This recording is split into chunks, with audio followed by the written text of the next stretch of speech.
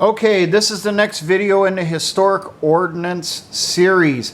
I have a mine here that is the most common anti-personnel mine around the world. These were produced in the tens of millions. No one even knows how many of them were produced because they were produced under license by some countries, and then reportedly a ton of countries produced them without getting permission from its original source. What I have here is a Soviet PMN-1 anti-personnel mine. Now this particular training aid is actually Hungarian made. It's a copy of their Giada 64, which is their licensed copy of the PMN-1. You can get these on the market. A bunch of these just cleared customs, were approved by the ATF, and they are now out for sale for people that are looking for them. They're currently going for about $20 a piece, and that's before shipping comes into play. Now, the actual Soviet PMN-1 looks almost exactly like this. There's just a few small minor differences. The actual PMN-1 has a metal band that goes along here to kind of seal the rubber up against the body of the mine to prevent moisture from getting up inside. Also on the underside, you see it's flat on this version. On the actual PMN-1, it has kind of a little cross cut in here for some reason with 4 indentations.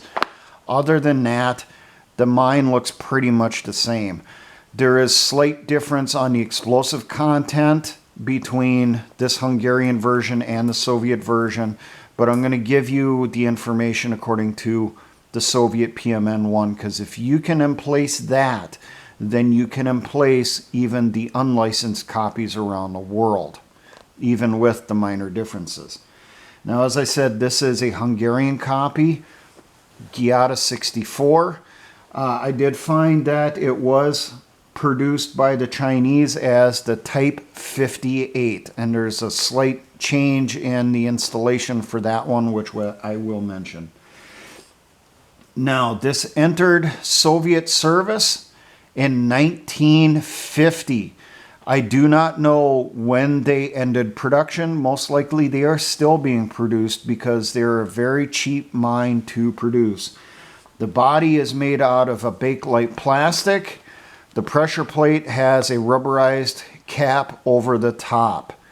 There are problems with this rubberized cap that, depending on the conditions that this is stored or emplaced in the ground, the rubber does degrade and it does crack. When that happens, moisture gets inside the mine, gets to the metal parts inside here, the springs and the striker, and it rusts them out. They literally just rust away. They fall to pieces because they're such light metal. Even though this is a low metallic mine, it can be picked up by metal detectors. Dimensions on this, it is approximately 4 1/3 inches across, 2 inches in height. The weight is almost 19.5 ounces, of which 7 ounces is the explosive filler. And the explosive filler on these is TNT. This takes the MD9 detonator to activate this so that it can be set off. These mines are packaged 20 or 25 to each wooden crate. It just depends on the year of manufacture and the company that produced them. The MD9 detonators are not packaged with the mines. They come in a separate case. Now, some of the numbers I found on the MD9 detonator, they are packaged 5 to a small wooden box. 60 of those wooden cardboard box, and then 60 of those cardboard boxes to a metal can, and 4 large metal cans per crate. So you can run the numbers on that. Now, the operating ranges for this, for employment, is -40 degrees Fahrenheit to as much as 120 degrees Fahrenheit. Sensitivity on this. This requires a downward pressure on the pressure plate here of 17 2/3 pounds to as high as 55 pounds. The weight for setting us off basically is really dependent on the time of year and the condition of the springs inside.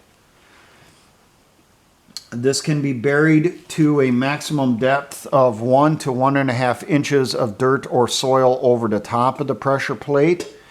In snow, you can put 3 to 4 inches of loose snow over the top, and that should not interfere with the activation of the mine.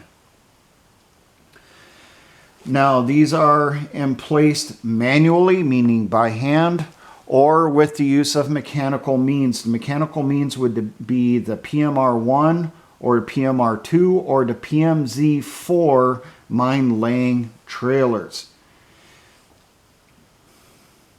The estimated emplacement life on this is only a few years, depending on the conditions. The wetter the conditions, the rubber will degrade faster. According to demining websites, they have come across these mines emplaced in dry conditions, such as deserts, where they have lasted for up to 30 years from emplacement and were still good enough that they could potentially go off if someone steps on them. Now, just a quick look around on this. This little plug over here covers the detonator well. This is where the MD9 detonator will go inside. There's supposed to be a rubber O-ring for this, but that is missing on this one. There's a few parts missing from this one. Over on the other side, directly opposite of this, you have a cap that protects the metal striker inside here for when you do the inspection. And there's supposed to be a safety pin going through here with a metal ring on it for you to pull to activate. It is missing from this one, and as you see looking in here, this is broken. The striker is still inside this one, but it is damaged. This was set off during a training event sometime in its lifetime. Looking at the date on this particular one that I have was manufactured in 1974. And as you can hear, there's pieces rolling around on the inside of this particular one also. Now, for emplacement on these mines, you get the crate, open it up, pull out the mine, and you inspect it. You inspect to make sure that the rubber is not degraded, there are no cracks. Depending on the conditions, even if there is a small crack in here, maybe you're going to use it, then just cover it with a piece of plastic. Look inside the detonator well and make sure that the striker has not gone forward. This one, it actually has. I don't know if you can see it in there. But when you look inside, you're going to see the plunger coming down from the top of the pressure plate, a little hole in it. And on the other side of that, you should see the striker, the metal pin. If that striker is through or inside the hole, it's probably been activated. Do not use the mine.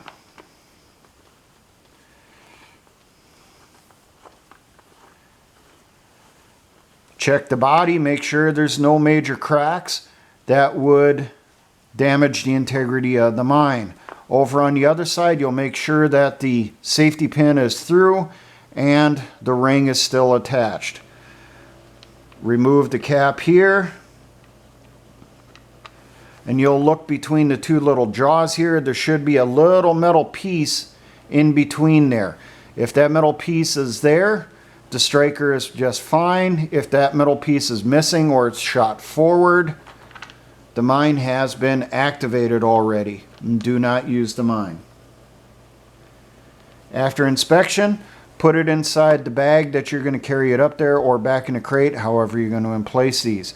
According to Russian doctrine, after inspection, they're supposed to take them, put them inside a pouch, a shoulder bag hanging on their side, or put them inside a small rucksack or assault pack and take them forward to emplacement. Now, these can be either surface laid or buried. Now, for burying the mine, you're going to set it on the ground. You're going to take your shovel. You're going to go all the way around the mine to mark out where the hole's going to be in the sod. Just keep going through till you bust through and you're down into dirt. Then remove the mine, keep going around, remove that sod piece, and then dig out a shallow hole. The depth of the hole will be up to this point here on the mine, because you want the pressure plate above the ground. So you only want this much inside the ground. Go through, tamp down the bottom of the hole, make sure you're going to have a good solid base. Now you're going to pull out one of your little cardboard boxes with the MD9 detonators. You're going to remove that MD9 detonator. That basically is just like a little round piece of cardboard, and on one end you're going to have the primer cap. So open up the detonator well, just unscrew it, insert the MD9 detonator into the well with the primer facing inward. Then screw the cap back on. Now I'm going to make a stop right here. There's one difference if it is the Chinese Type 58. With the Chinese Type 58, you remove the detonator well cap, and then you take their version of the detonator, which is attached to a brand new plug itself, take that, insert that in there, and then just screw it into place. That's one difference with the Chinese version of the PMN-1, the Type 58. Your mine is pretty much ready at that point. So then what you're going to do, you're going to grab the pull ring while holding the mine. Do not put any pressure on the pressure plate. Grab the pull ring, remove it. Now, at that point, you're going to put your mine in the hole. Then you're going to feed a little bit of dirt around the outside just to stabilize it, and you're going to put your camouflage over the top of the mine. Now, when you removed that safety pin from over here, you started the arming process. There's a little piece of metal in there that starts degrading because of pressure from the spring. And once that little piece of metal gives way, that striker will move forward and it will be held in place by the plunger coming off of the pressure plate here on top. How long does that metal piece take to degrade? If in average conditions in a decent mine, about 3 minutes. There is a note though that if it is at the lower end of its operating range, 30 degrees, it can take as much as 2.5 days to arm. Now, the Soviets came up with a way to speed up the arming process in severe winter. They created something called an SVP heater plug. So what you would do before you would remove the pin and you would put it in the snow, you would remove this cap on this side, take the heater plug, which is a little bit longer than this, screw it onto there, and then there's a little cord or wire coming off of here. You pull that sets off the heater, and it starts heating up in here. That raises the temperature 30 to 40 degrees. At that point, you would remove your safety pin and put it in the ground. That little heater will heat it up enough in here that that little you know, retaining bar or whatever it is in here will essentially give way after the 3 to as much as 10 minutes. Now, there is a safety note in the Soviet manual that when you are using the SVP heater plug, it is only to be employed if it is below negative 10 degrees. If it is higher, if it is 10 below zero or higher and you try using an SVP plug, it may actually cause the mine to detonate. So that is a special use plug. So we now have it in the ground. It's camouflaged, waiting for the victim to step on it. What are the removal instructions? There are none. These mines were not designed to be reused. However, the Soviet military did notice, especially in Southeast Asia, you know, aka Vietnam, that guerrillas would reuse these. And in Afghanistan, the Mujahideen would steal these from the minefields. What they typically would do, just grab the mine, pick it up out of the ground, walk off with it. As long as nothing hits the pressure plate on top, the guerrilla is just fine. But if something did hit that pressure plate, well, the mine would go off. A safer thing would be take it out of the ground, open up the detonator well plug, tilt it, shake it a little, get that MD9 to fall out of there, set that to the side, put the detonator plug back on, and there is absolutely no way you are going to get a safety pin back in there because the hole that the safety pin goes through is now inside the mine. But that's the closest you can get to safe the mine to move it to another location. But definitely you would go through, make sure the pressure plate has not been activated and the striker is forward if the mine would, you anticipate to reuse the mines. Now, I did come across a tactic from the Ukrainian military from their website. When they employ these mines to multiply the effect, they would stack them. They would put between 2 to 4 mines sandwiched together, going across here like this on their sides, and then over the top of them put one armed mine. When the one on top would go off, it would also set off all the mines underneath it, multiplying the effect. Now, what is the effect of this mine?